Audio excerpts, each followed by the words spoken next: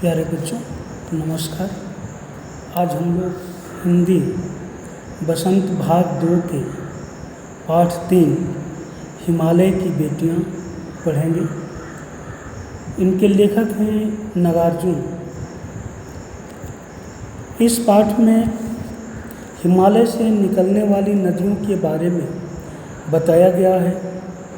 हिमालय की शिराओं से निकलती हुई वे कैसे अपना रूप परिवर्तित करती हैं, वही लेखक ने दर्शाया है। लेखक जब दूर से हिमालय की गोदी से निकलती नदियों को देखता था तो वे उसे बहुत सुंदर प्रतीत होती थी। उनका स्वरूप एकदम गंभीर, शांत और अपने आप में मस्त दिखाई देता था। वे शिष्ट महिला की भांति दिखती थी। लेखक के मन में उनके प्रति बहुत आदर और श्रद्धा का भाव था।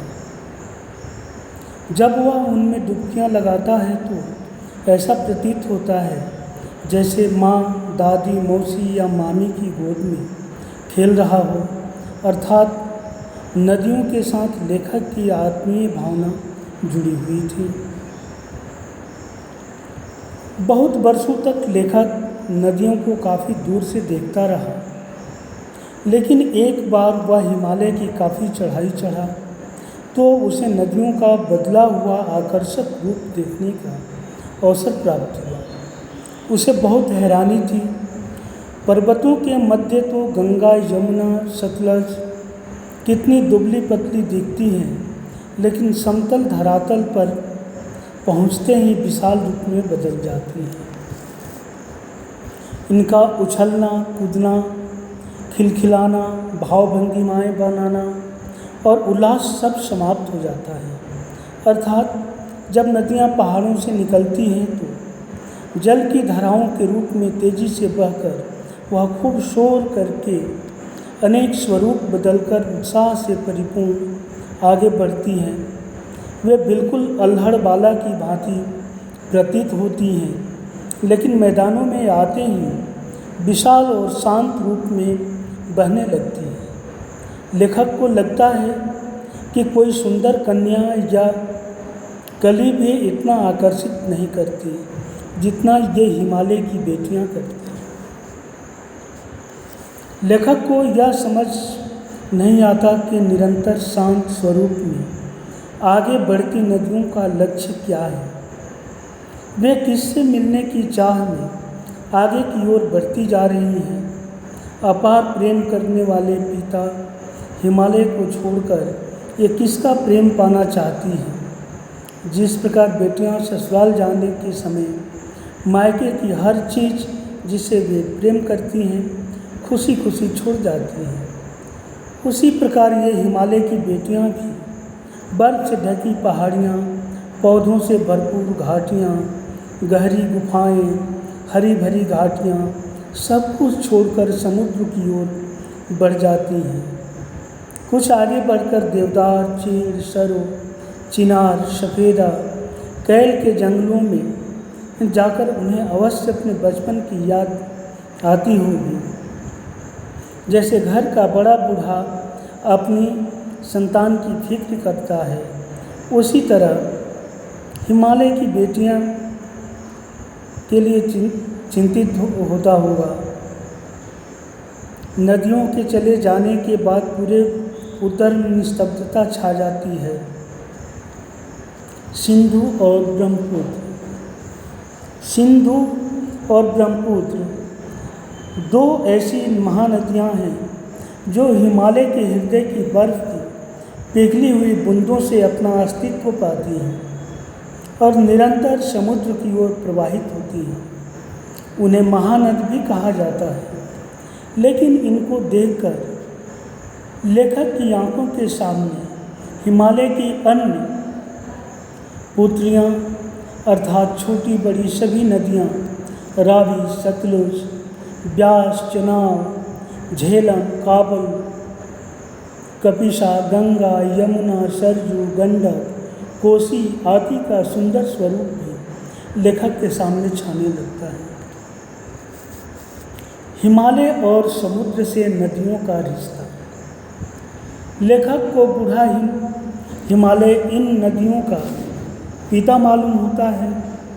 जिस प्रकार छोटे बच्चे माता पिता से कोई शर्म नहीं करते, उसे लगता है, वैसे ही इन नदियों ने भी अपना नंग धड़ंग बचपन हिमालय रूपी माता पिता के गोद में बिताया है और फिर बड़ा स्वरूप पाते पाते ये चल पड़ती हैं सागर के पास।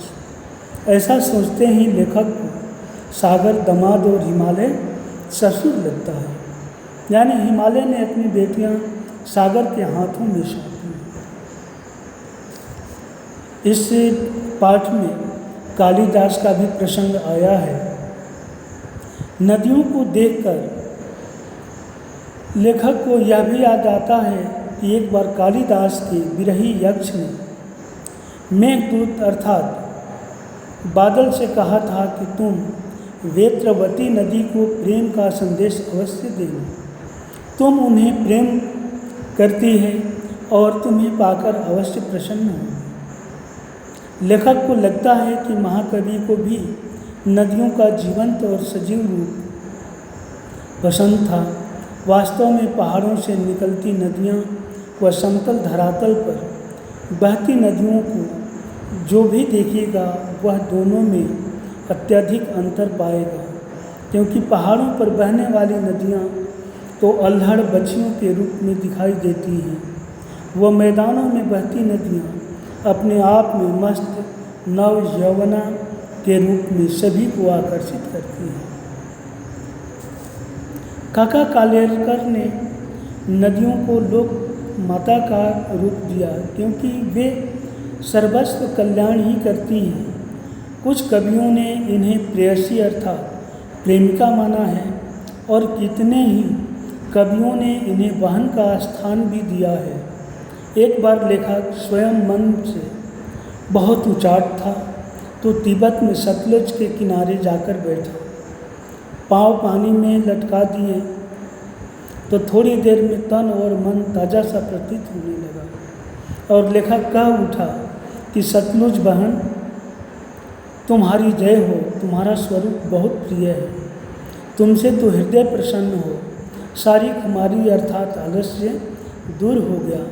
मैं तुम पर बलिहारी जाता हूँ, तुम पुत्री हो और यह हिमालय तुम्हारा पिता हिमालय चुपचाप रहकर भी तुम्हारे लिए चिंतित है। प्रकृति तो नर्तकी के समान है। इसी प्रकृति के प्रांगण में हिमालय अपने अद्भुत और अनुपम छटा बिखेर रहा है।